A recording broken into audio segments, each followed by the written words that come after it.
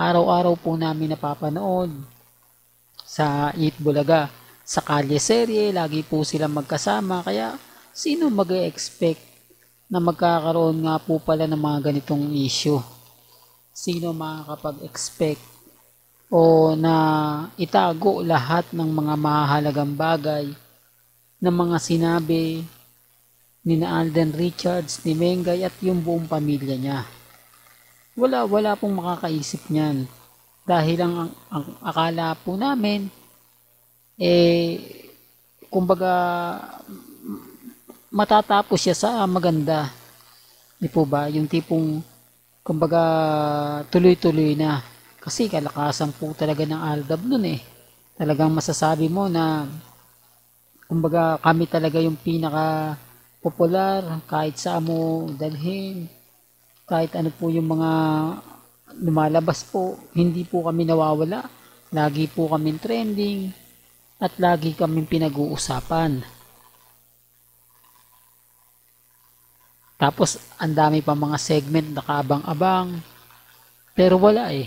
Di po ba? Bigla na lang po talagang nagbago. Ito yung sinasabi ko mga kaaldab na pinost ni Alden Richards sa kanyang Twitter account mga kaaldab. Pero, gaya nga po na sinabi ko, eto pinag-usapan din to. Pero hindi masyado maingay. Hindi siya masyado, basta sinare lang tapos nilike lang po ng Aldab Nation. Kasi sa totoo lang po, umpisa pa lang, alam na namin yon. Kasi sina Henyo Master Joey De Leon, Bossing Big Soto, Digit Dabercad, sina Alan Kay, sila Mamurwi, mga kakampi po ng Aldab yan eh. Sila po yung talagang nagsasabi na kailangan pa ba ng mga ganyan, nakikita naman sa mga galawan. Kailangan pa bang may mga bagay-bagay na ganito? Ba yung huling-huli mo naman at kitang-kita mo naman, yung tipong ganon. Yung tipong, ayo, o nga, no? Kumbaga, kung titignan mo, pabor na pabor talaga kung ano yung nagaganap, kung ano yung nangyayari, talagang mapapaisip ka ng gusto. Di po ba? Ganyan naman po talaga eh. Ganyan ang pinapaliwanag ko't sinasabi na hindi po nila nagigets at naiintindihan. Kaya sabi ko sa inyo, sa ngayon po mga kaaldab, talaga namang napakasaya natin na makita natin to. Masaya tayo dahil nanumbalik po ang masasayang alaala. Although sabihin na natin na throwback lang yan, pero kapag ka nakikita mo at nababasa mo to, talagang masasayahan ka. Hindi po ba? Pero doon po sa mga nagko-komento, pasensya na po kayo kung bakit paulit-ulit yung ina-update natin. Kumbaga, keso mga kaaldab, hindi naman po talaga kasi scripted itong mga sinasabi ko. Lahat po ng mga sinasabi ko at pahayag ko, talagang may kita at mababasa po ninyo.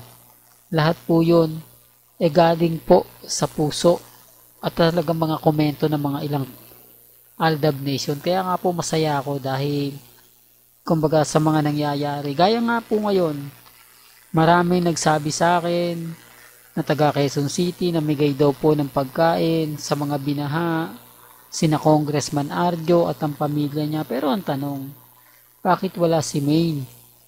Bakit hindi kasama ng pamilya? Hindi po ba pamilya din siya? Pero bakit hindi po siya kasama sa mga namimigay? Bakit hindi po siya kasama sa nag-aabot ng sopas? Di po ba? Busy-busy daw po kasing pamilya at Aide kaya hindi nga po raw nakapagre-react, hindi nga po raw nakapagkomento. Kumbaga parang ganto ganyan. Sa palagay niyo po ba, alam niyo, ito sa kaalaman lang po ng lahat. Ang mga Pilipino kahit na bumabaha, bumabagyo, pag nakakita po sila ng pagkakataon, magbibideo yan eh.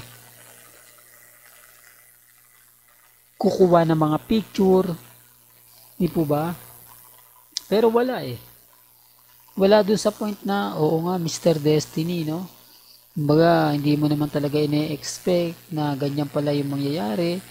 Hindi mo pala, kumbaga, ganto ganyan. Wala po silang ebidensya na magsasabing eto magkakasama. Kaya nga po yung iba nagtataka, mag-asawa nga po ba?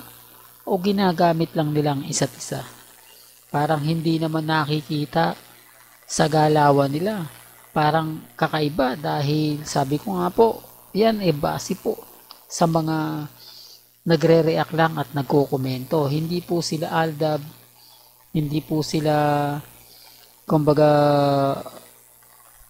Armain, neutral lang sila. Parang nagtatanong lang sila sa mga nakikita po nila at napapanood nila. Kaya nga po ako mga kaaldab, nagduda na rin po ba kung ano nga po ba talaga yung buong istorya, kung ano na nga po ba talaga yung katotohanan, di po ba? Kaya nga sabi ko doon po sa mga taong bitter sa akin, doon po sa mga taong kumbaga hanggang ngayon affected sa mga sinasabi ko, inis sa mga pinapaliwanag ko. Lahat po yan, tignan nyo na lang kung sino nga po ba nagsasabi ng totoo at nagsasabi ng fake news. Hindi po ba? Kaya nga po hindi sila makaporma kapag si Mr. Destiny na nagpapaliwanag. Hindi sila makapag-react kapag tayo na po yun nandun sa punto na sino ba yung nag-update? Si Mr. Destiny po ba? O, siyempre, kumbaga hindi na nila magawang hindi na nila magawang basagin pa tayo. Hindi nila magawa yung gusto nilang gagawin dahil nakikita na po nila yung istorya nakikita na nila kung ano nga po ba talaga yung buong kwento. Kung sino nga po ba talaga ang nagsasabi ng totoo at nagsasabi ng fake news. Di po ba? Sa ngayon mga kaaldab, ramdam mo kung gaano nga po ba talaga ka lakas ang fandom. Ramdam mo yung mga bagay-bagay na inaabangan ng mga taong nagmamahal po kina Alden at kay Main. Kaya relax lang po kayo, wag po kayo magpapa-apekto, wag po kayo magpapadala kasi tayo naman po talaga yung bida dito Tayo pa rin po ang malakas kahit sabihin nila wala nang Aldab, okay lang po yan. At least kampante po tayo. Di po ba? At matatag.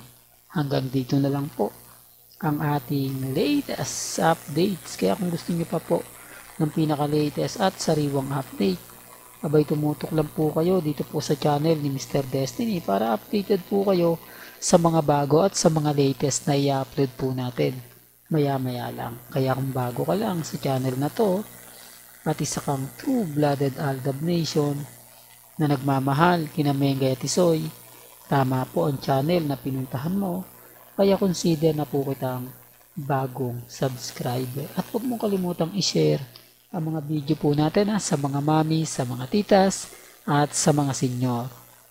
Hanggang sa muli, salamat po sa panonood at pakikinig.